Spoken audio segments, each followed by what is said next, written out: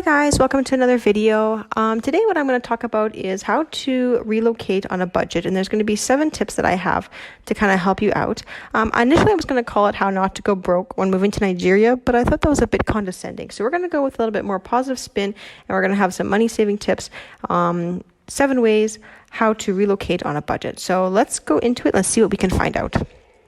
So for number 1 here, my first point is plan ahead. So, there's always a saying that says, one makes a plan and God laughs, but you have to have kind of an outline of what you're looking for. So your goal, what's your plan? What's your reason for coming into the country? Is it for farming? What's your plan, right? Is it for a healthier lifestyle? Is it for better food? What are you wanting to go into? You have to have that plan. Otherwise, it's easy to get sidetracked and not to have kind of a goal. You're going to just be spending money. When you come here, I would suggest to get a house if you're able to before you even move into the country, just so that one is off the list, and it makes things easier. If you don't have that option, stay with family, reach out to others who are already in the country, see if you can get an apartment that way, but don't rely on like Airbnbs and things like that, because they're super expensive and you're really going to lose a lot of money. So number 1, plan ahead. Number 2 is consistent outside income. So don't expect to come to Nigeria to work and find a job. It's not going to work. So you need to have that income that's from the outside before you even come in. So you need to be established outside.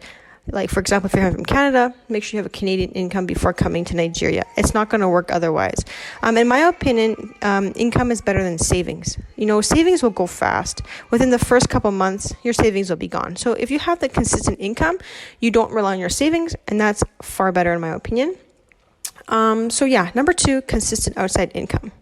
For number 3 is deal in Naira or the local currency, and live like the locals. Okay, so if you're going to live like the locals or spend like the locals, and it'll be far less than, if you're trying to live a lavish lifestyle, so to speak. So it allows you to be in this mentality to barter price. Even if it's only worth $5 in Canadian currency, in Nigeria, let's say, for example, 5,000 Naira, that's a lot. So, it enables to allow you might be able to bring that price down to 3,000.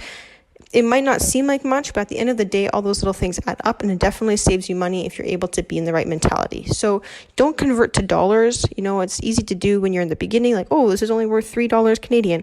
But, try to keep yourself in the local currency. You'll be able to save yourself some money for sure.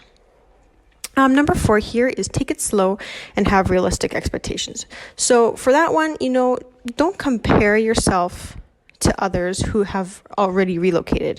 For example, when we first came here, we're going to start off with something pretty small, but we can't compare ourselves to somebody who's been here for 2 years. That doesn't make sense, right? Because they've had 2 years to establish themselves. So, don't compare yourself to others who've had time. 2 years, 3 years here is not going to be the same as somebody who just stepped foot in a country. So have your realistic expectations for yourself. Take it slow for yourself. It took you years to build from the country you're moving from. It took you years. So you have to start all over again. So it's not going to be fast, unless, of course, you have money, and then good for you. But us, simple folk, we don't have that ability. So we have to take it slow, and we have to understand that it's going to take time. Okay, number 5 here, don't live like you're on vacation.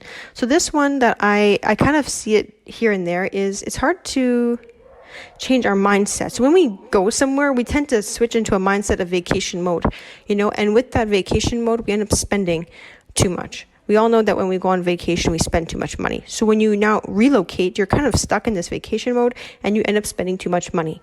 So remember, you're coming to live like you live. You're not coming to vacation. So please, that one, number 5, is important, because if we don't switch ourselves from that vacation mode to I'm actually living here mode, you're going to be spending too much money. Number 6 here is don't do the show. So obviously when you're moving from abroad, people have kind of expectations for you. And some people don't want to be, I'll say the word truthful, in the reality that, us coming from abroad, we really don't have that much money as portrayed. So sometimes people just overexert themselves to do a show. And we all know what that means. So don't do the show. Majority of our stuff that we have is for showing for others. Okay, so what do we need? What are we doing for us? People talk either way. So are you doing a beautiful compound just because you want a beautiful compound for yourself, or are you doing it just to show that you have a beautiful compound, right? So understand your reasons for what you're doing. And if you're doing it for other people, don't do it. Do things for yourself. Don't do the show for other people. It makes no sense at the end of the day. And it'll save you money if you don't do that show. So number 6, don't do the show. Number 7 here is downsize. So again, it's self-explanatory. We don't need as much as we have. So downsize your stuff. Kids as well don't need as much as they have. They're very content with a lot less. So live out of your suitcase for the first bit. You can do it. It doesn't take much. We can really downsize. We are, programmed to be consumers of like everything all the time. So please just downsize your stuff. You really, really do not need as much as we think we do. So number 7, downsize.